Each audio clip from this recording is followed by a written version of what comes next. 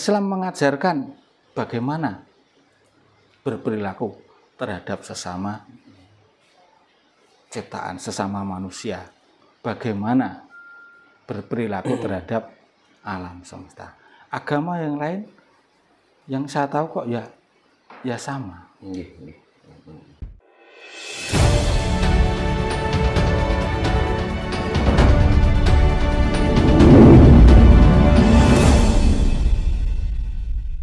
Jadi ketika agama itu mengajarkan yang bukan kasih sayang kepada pemeluknya, nah ini perlu dipertanyakan. Jadi maksudnya, itu bukan agama. Maksudnya pemeluknya itu dalam garis besar apa Pak? Apakah termasuk juga makhluk hidup selain manusia? Kan ada tumbuhan, juga binatang juga termasuk makhluknya kan? Jadi kita harus kasih sayang terhadap yang diciptakan. Kasih sayang kepada sesama makhluk. Contoh aturan hidup. Bagaimana kita berperilaku terhadap sing gampangannya yang wujud yang nyata saja ya. Kitab Sang Maha Pencipta yang nyata adalah wujud alam semesta ini. Nah, wong Jawa seperti yang pernah disampaikan oleh Mbah Darno, kitabnya alam. Bagaimana orang Jawa itu berperilaku terhadap alam. Nah, alam ini adalah termasuk kalamullah. Tulisannya Allah nek cara Islam. Tulisannya Sang Maha Pencipta yang wujud, yang nyata. Nah, Kapitayan Jawa mengajarkan bagaimana cara menghormati alam. Karena menghormati ciptaan adalah sama dengan menghormati yang menciptakan. Nah, agama itu seperti itu.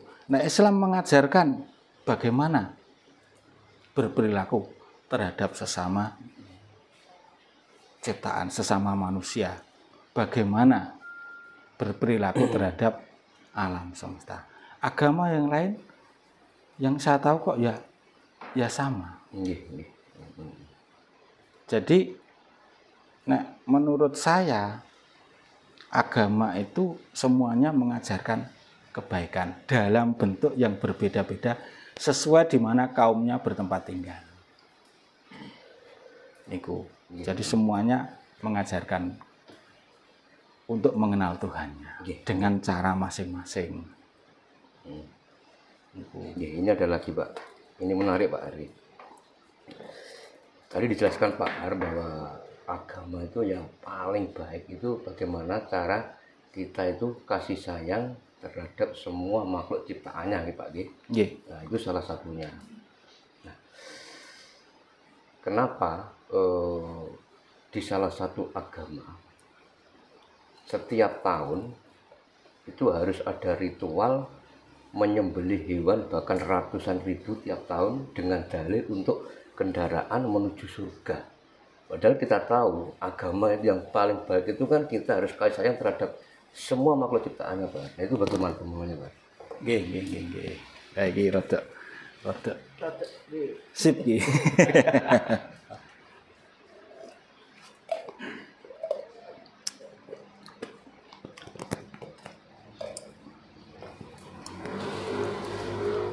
itu adalah tidak lepas dari kodrat yang harus dijalani, takdir yang harus dijalani oleh setiap makhluk itu berbeda-beda. Kodratnya tumbuhan, misalnya katakanlah gedang, tumbuh memberi manfaat, setelah itu mati. Kodratnya hewan, lahir, mangan turu, mati. Nah, yang terkait dengan masalah korban itu tadi, itu sebetulnya pada hakikatnya korban itu berasal dari kata koroba, yakrobu, akrab, perintah Tuhan adalah mendekatkan diri kepada Tuhan. Nggih. Sehubungan dengan kasih sayang itu tadi, karena hewan ini juga bisa dikonsumsi oleh manusia untuk kesehatan tubuhnya, Nggih. maka kita di dalam berkorban harus betul-betul menjiwai. Bagaimana dengan sarana binatang yang bernyawa ini? Untuk kita upayakan sebagai korban. Nah, pelajaran yang sudah saya terima dari kejawen yang dikaitkan dengan Islam, awak dhewe welas asih karo kewan sing arep digawe korban, arep disembelih ki mang. Satu, syariatnya harus sesuai memenuhi batasan umur minimal. Nggih. Wes powel dan sebagainya. Nah, ini kita harus menjiwai. Nuwun sewu, saya dulu pernah diajarkan itu dan satu kali itu saya laksanakan. Jadi sebelum hewan ini dijadikan korban untuk melaksanakan ajaran agama, kita rawat dulu dengan baik. Terus nek aku tak los-los, besok ben arep tak gawe korban, ikhlas ora. Ini ajaran Jawa nggih. Ikhlas ora. Nyawamu tak kembalikan kepada Yang Maha Menciptakan kamu. Tak saranani supaya kowe iso balik marang Gusti sing menciptakan kowe iki, kowe ikhlas ora. Sampai segitunya. Setelah itu kok tak delok lincak, mbak, terus guleti aku, berarti itu bahasa dia. Saya menangkapnya itu bahasa dia. Oh ya wis. Tak rumat sampai gede, sampai memenuhi batasan umur. Waktu itu wedhus etawa Mbak Kanti. Wedhus etawa, terus sama guru pembimbing saya, saurunge kue korban kudu poso sik. Semua murid-muridnya diajarkan seperti itu. Terserah kue poso 7 dino, 3 dino, arep poso mutih, terserah arep poso Ramadan, kue terserah. Dan selama menjalani puasa itu, septamu, rasamu, karmu kudu ning tenan. Mergo iki nyawa. Harus kita hormati. Itu bukti kasih sayang kita kepada sesama makhluk. Nah, setelah itu arep digawe acara korban didusi. Dikalungi kembang telon, mawar, kantil, kenongo. Kembang hijau kanggo kain mori.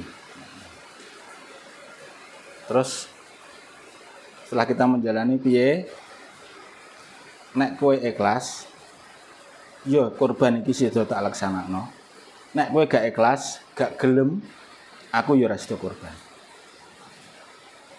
Sampai hati saya betul-betul bisa memahami rasa dari binatang yang akan saya korbankan untuk menetapi salah satu syariat Islam. Terus menengahi mbek kan. Ketika sudah di tempat penyembelihan, terus guru saya mengatakan, kowe wis yakin ikhlas tenan wedhus ki sing arep mbok korbano? Nggih, mugi-mugi mawon. Wis taline uculi. Aduh, merinding. Iki wedhus ki mlaku dhewe. Mapan dhewe di tempat penyembelihan. Pasrah ya, Pak. Ya. Enek sing melayu. Oh, berarti gak ikhlas. Baleni neh. Tahun ngarep. Sampai segitunya. Nah, setelah itu terus lah monggo jenengan gak iki korbanmu Ya kowe dhewe sing nyembelih. Dongane iki.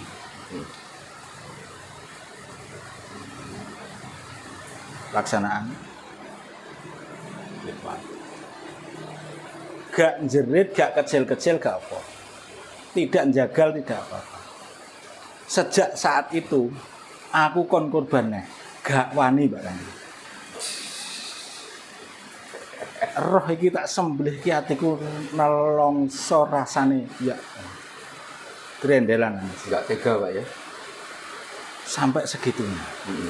Nah, di dalam perkembangan selanjutnya itu adalah cara saya untuk mengantarkan, karena manusia diberi kekuasaan, kemampuan untuk menjadi penuntun kepada semua makhluk. Wes, baik itu saya akikoh, baik itu kurban Idul Adha, kok dagingnya, ulune, lulange kuwi aku mau saya serahkan sepenuhnya kepada yang berhak menerima. Nek cara syariate kan boleh yang berkorban ikut memakan daging. Kalau saya enggak. Lah kena apa ru? Nggih, kula mboten mentolo. Ya wis. Jadi namanya ketika sudah saya korbankan, kok aku njaluk neh. Perlu tak pangan. Jadi enggak ikhlas Pak ya. Yang penting aku tuku liyane to. Wong itu sudah diikrarkan untuk dikorbankan kok. Anu aku njaluk kontrole. Aku iki kanggo sing duwe iki ndase. Jangan begitulah. Kita kembalikan ajaran itu kepada kemurniannya. Yang namanya sudah dikorbankan, sudah disedekahkan untuk yang berhak menerima. Para kawula, para sesama makhluk yang mungkin tidak mampu membeli daging, itu kita berikan. Wes mau. Nah, sampai di rumah, Pak lah, anu nih di masuk gak oleh bagian gundulmu kuwi ya. Wong wis dikorbano kok njalukne tuku kono bakul daging jake. Ndak boleh saya.